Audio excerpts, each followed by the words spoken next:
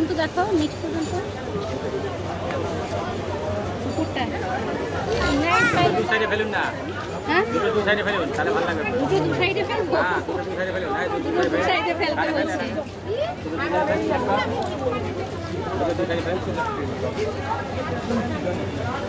দেখো তো তুমি।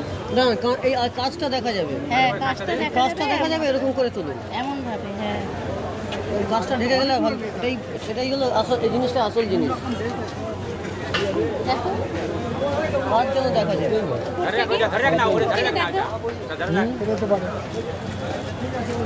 নিচ পর্যন্ত।